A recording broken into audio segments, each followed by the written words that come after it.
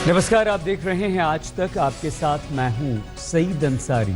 दोपहर के 2 बजे और इस बुलेटिन में सबसे पहले हम बात करेंगे उत्तर प्रदेश के मुख्यमंत्री योगी आदित्यनाथ की। मुख्यमंत्री पद संभालने के बाद योगी आदित्यनाथ का पहला इंटरव्यू सामने आया।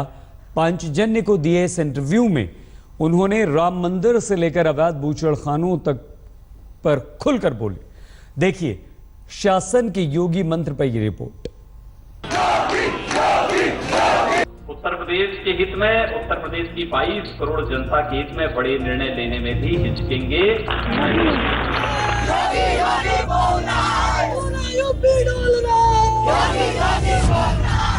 तो मुझे यहाँ की सारी बीमारियों का पता है और उसका उपचार कैसे होना है इसका भी मैं इंतजाम कर रहा हूँ।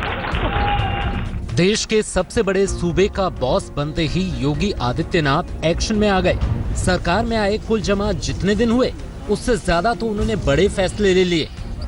अब पहले इंटरव्यू में यूपी के निजाम ने शासन की पूरी तस्वीर भी खींच दी। संघ की पत्रिका पांचजन्य को दिए पहले इंटरव्यू में योगी ने खुलकर राम मंदिर की बात की। उन्होंने कहा कि राम मंदिर विवाद बातचीत से सुलझ जाए तो बेहतर। विवाद का बातचीत से समाधान हो तो अच्छा रहेगा। सरकार को कहीं सहयोग करना है तो उस पर वो सहमत हैं। हमने 2 पक्षों से कहा है कि संवाद बनाएं और समाधान का रास्ता निकालें। सबसे ज्वलंत मुद्दे ऑपरेशन बूचड़खाने पर भी योगी ने अपने मंत्र दिए। उन्होंने कहा कि कोई अवैध काम नहीं चलेगा। इसके साथ ही उन्होंने शाकाहार फॉर्मूला भी दे दिया।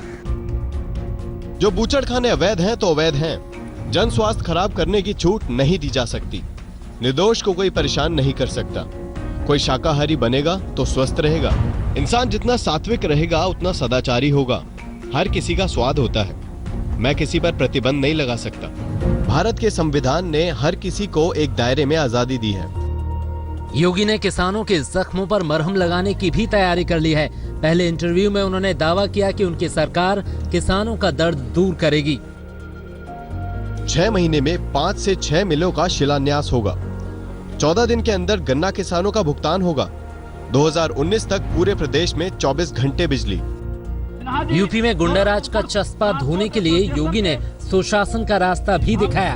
उन्होंने कहा कि उनकी सरकार चेहरा देखकर एक्शन नहीं लेगी। आज तक ब्यूरो। उत्तर प्रदेश के मुख्यमंत्री योगी आदित्यनाथ ने अपने मुख्यमंत्री बनने के बाद पहले इंटरव्यू में जो बातें कही, कल पहली कैबिनेट की बैठक में उन बातों पर मोहर लग सकती है। सूत्रों के अनुसार योगी आदित्यनाथ ने जनता को कई सारे तोहफे देने की तैयारी कर ली है। कर्ज माफी के लिए राज्य के 1.5 करोड़ किसानों की लिस्ट बन गई है। इनके कर्ज माफ किए जा सकते हैं। 62,000 करोड़ रुपए केंद्र सरकार से कर्ज लेकर ये कर्ज माफ किए जाएंगे। पहली कैबिनेट में अवैध बूचड़खानों पर भी फैसला लिया जा सकता है और कड़ी सजा का प्रावधान भी हो सकता है। पिछली सरकार की योजनाओं को बदलने के फैसले भी कल की बैठक में होंगे। हर गांव तक बिजली पहुंचाने के लिए नीतिगत फैसले भी कल लिए जा सकते हैं। 24 घंटे बिजली पहुंचाने की ये बात होगी।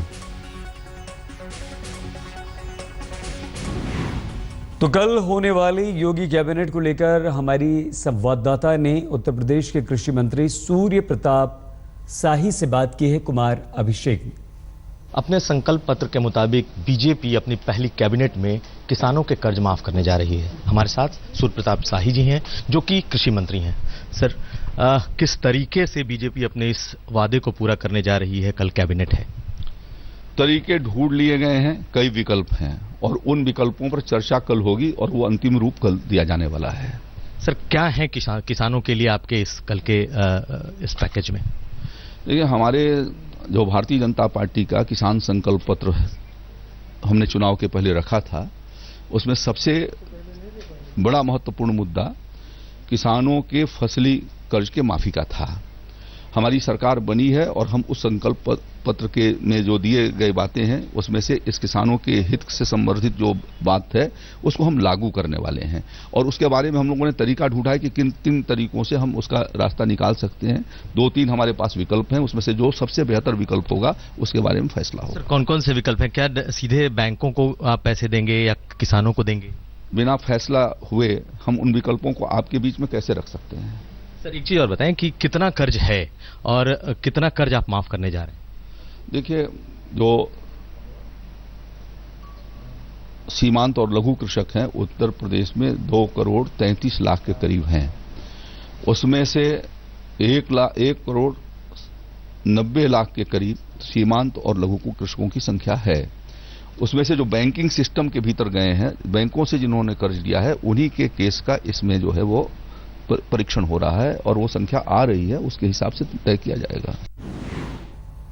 और इस बीच जगत गुरु शंकराचार्य स्वामी स्वरूपानंद ने उत्तर प्रदेश के नए मुख्यमंत्री योगी आदित्यनाथ की जमकर तारीफ की। नरसिंहपुर में परमहंसी आश्रम में मीडिया से बात करते हुए शंकराचार्य ने प्रधानमंत्री नरेंद्र मोदी को नसीहत भी दी। उन्होंने कहा कि प्रधानमंत्री को धारा 370 खत्म करने और समान नागरिक संहिता लागू करने पर काम करना चाहिए। यदि कदम बढ़ाया है तो दृढ़ता के साथ उनको बढ़ाते रहना चाहिए। उसका अच्छा प्रभाव पड़ेगा और देश में पड़ रहा है और उनकी सराहना हो रही है।